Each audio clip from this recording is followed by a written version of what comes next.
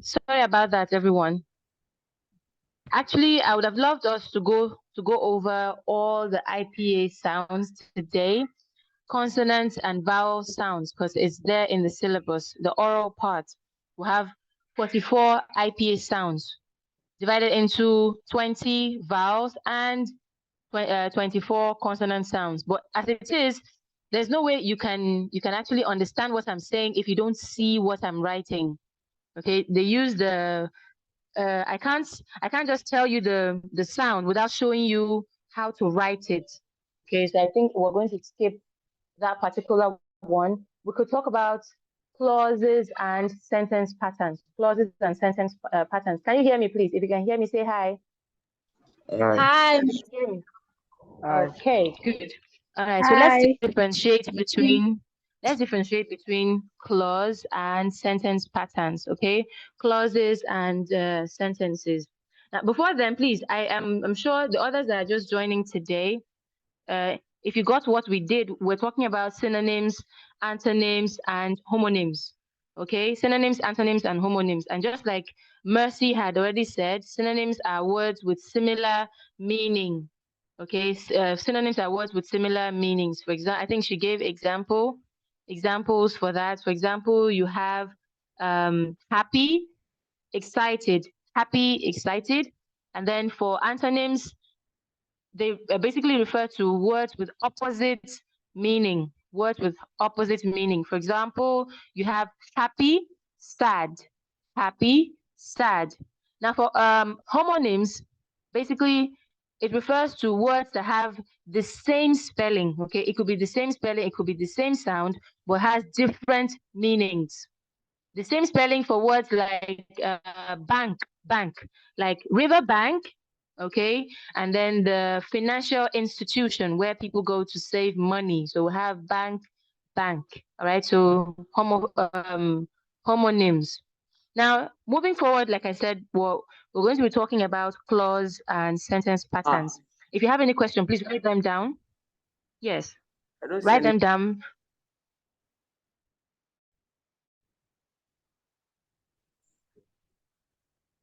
Sorry, I can't hear you. I'm just hearing your voice. Yes, that's there's a little bit of a challenge class, please.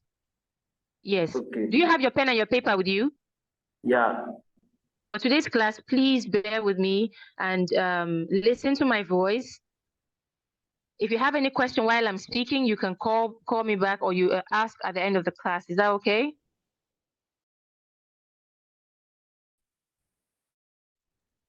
The synonyms, antonyms, and homonyms part? No, I'm just joining it today. Oh, okay. Let me repeat for your sake and for others that are just joining today. Okay. All right. So synonyms, basically synonyms. It's spelled SYNONYMS. Have you heard of that word before? Yeah. Okay, so synonyms basically are words that have similar meaning. Now take note, no two words in English language can have exactly or 100% the same meaning, okay? The meanings can be just similar, they're close. So you have example, happy, excited. Okay, I think I remember I gave an example of sleep and nap. Sleep and nap. You know, you sleep at night, then you take a nap in the afternoon. Basically, these two words are similar. They are just close, all right? But they are not exactly, should I say, 100% the same meaning. So that's for synonym. Did you get that part? Yes. Synonym. I'm getting. Words with similar meaning. Good job. Now let's talk about antonyms. Antonyms basically are words with opposite meanings. Opposite meanings. Opposites. Okay, words and opposites. For example, happy, sad. Happy, sad. Up, down. Up, down. So these words have opposite meanings. All right. So now that's what they call antonyms. Antonyms. Then the final one. Are you ready? Homonyms. Okay. The final one is homonyms. Homonyms. Homonyms are words that have the same spellings. Okay. They are spelled the same way but have different meaning. For example, refuse, refuse, refuse, refuse. It spells the same way, but it actually means two different things. One is to refuse to do something. The other one is a noun, which means dirt or waste. You also have bank, bank. Please mute yourself, Zainab. Thank you. You also have bank, bank, okay? The river bank, and then the financial institution bank where people go to save money. Did you get that part? Hello, did you get that part? Yes, I'm getting you. Okay, okay. So can we move forward? We're moving over to clause and sentence patterns.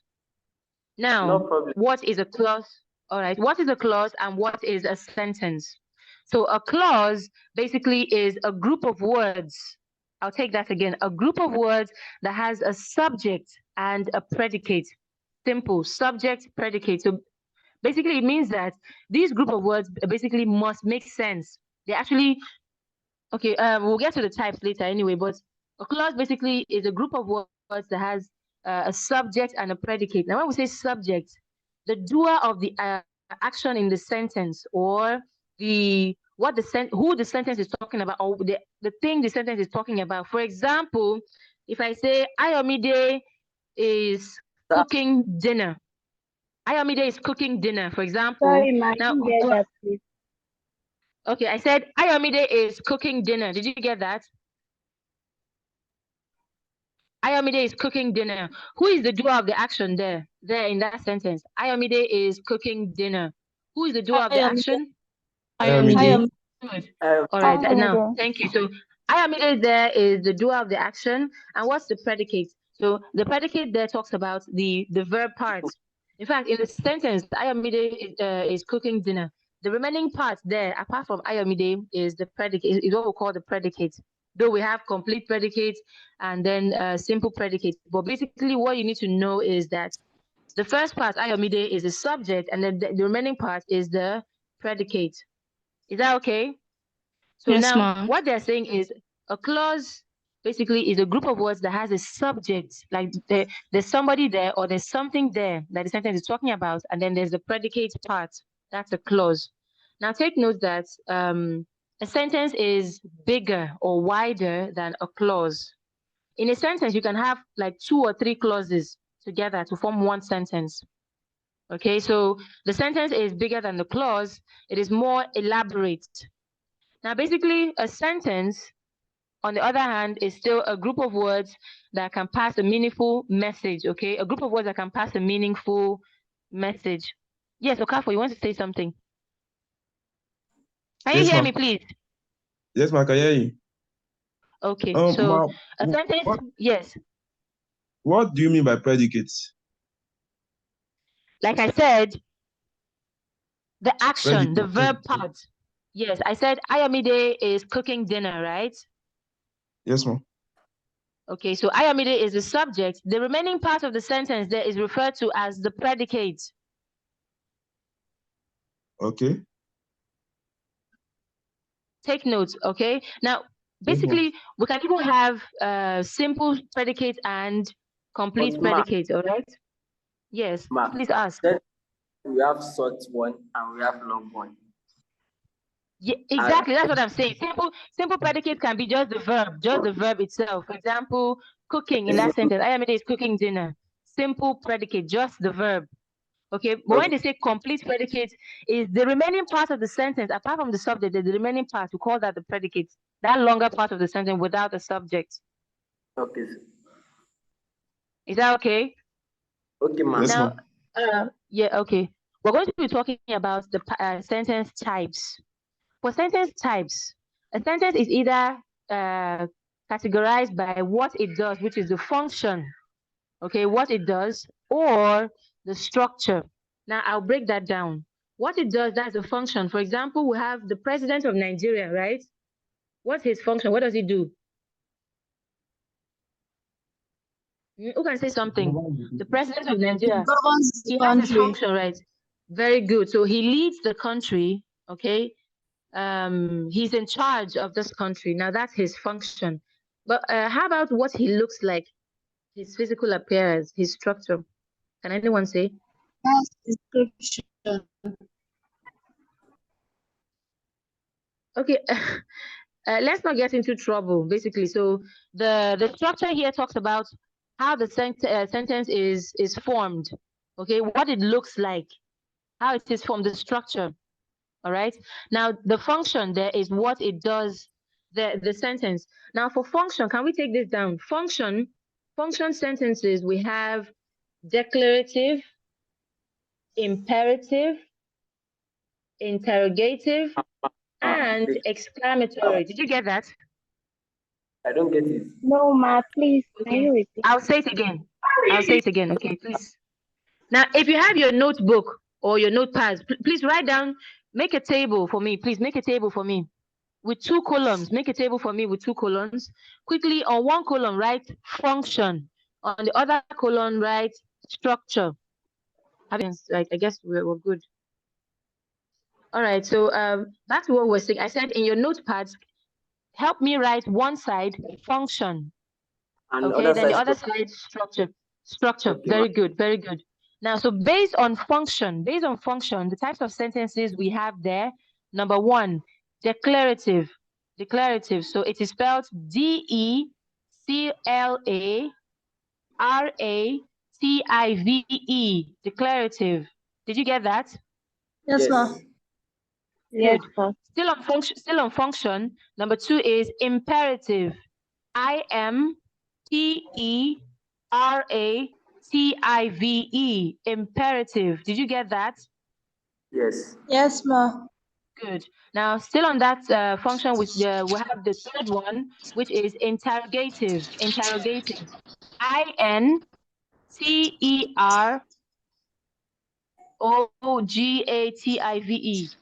Interrogative. I think it's double. Okay. Yes. Did you get that part? Yes, ma. Yes. Okay. The final one, exclamatory. Exclamatory is spelled EXCLAMATORY. Exclamatory. Yes, so ma. I'll take them again. Declarative, imperative, interrogative, and exclamatory. That's for function. Now let's go to structure. Can we go to structure? Yes, all ma. right. For structure, we have simple sentence. We have compound sentence. We have complex sentence. And then we have compound complex sentence. Or let's just take the first 3, simple, compound, and complex. If you understand these 3, we can go to the next one. So simple, compound, and complex. Did you get that? Yes, ma. All right, good. Now for function, I'm just going to give you short definitions. If you can write one word in front of them, better. That will help us to understand. So, declarative sentence basically tells. It does what? Tells. It's a telling sentence. It makes a statement. Normal a statement. So you can just write beside it statement. Okay, a normal statement. For example, Mercy is a girl, or Mercy is beautiful. That's just a normal statement. So that's for declarative. Imperative talks about a sentence that gives a command or tells someone what to do. For example, close the door. Sit down. Keep quiet. Okay, telling somebody what to do or giving a command. Now that's an imperative sentence. Okay. The third one, interrogative. Just like the word says, if you've heard of the word interrogative before, you should know that it's talking about questions, okay? An interrogative sentence asks questions. For example, how are you doing? What is your name? Where do you live? All those are interrogative sentences. The final one, exclamatory. Basically, what it does is to express strong feelings or emotions. For example, oh my God, it's a fire. Yes. So anything that shows strong feeling, any sentence that shows strong feeling or emotions. Hooray! It's my birthday. It shows feelings or strong emotions. That type of sentence is called exclamatory sentence. Now, on the other hand, structure. Structure basically talks about how the sentence looks like, okay, how it is formed. Now for the structure, I said the first one is what? Please, Ma, can The you first one is what, repeat please? it? I said for Simple. the structure, okay, yeah, we have simple sentence. So simple Yes, ma'am. sentence basically has just one subject, one predicate. One subject, one predicate. Very simple sentence. One subject, one predicate. She is eating. They are traveling. One subject, one predicate. Okay? Did you get that? Now, another name for a simple sentence No, is... ma. Did you get that? No, ma. Okay, I said, did you get the function sentences, please? Function. Hello, Imperative. everyone. Yes, imperative, interrogative, and exclamatory. Did we all get the function sentences? Yes, ma. Yes, ma'am. Yes, ma'am. Okay, all right. Now I said, let's quickly go to the structure sentences, types of sentences by structure. That's where we have simple. Let's go. What else do we have for structure? Simple, compound, Complex and compound. compound. Okay, Compound okay. complex. Right. Now, yes, I was just trying to explain the simple sentence. Just like the name sounds simple, it is a simple sentence with just one subject, one predicate, okay? One subject and one verb, rather. One subject, one verb. Did you get that? Yes, ma'am. Okay, so if one sentence expresses only one thought by having one subject, one predicate or verb, it expresses only one thought. It's a simple sentence. Okay, so for simple sentences, you have, for example, she is driving. She's driving the car. It's a very simple and straightforward sentence. One subject carrying out one action. Only one subject carrying out a particular action. Okay, that's a simple sentence. Did we all get that? Yes, Yes, ma'am. All right. Now, compound sentence. If you've done compound words before, you know that compound basically talks about joining two things together. If you know compound words, you know that compound words, for example, blackboard, cupcake, football, all of these words are called compound words. You know, they have two different words joined together as one. So you have foot and ball. You know that, right?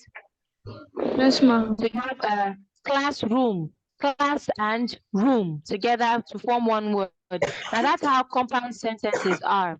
A compound sentence basically has two simple sentences. I'll take that again.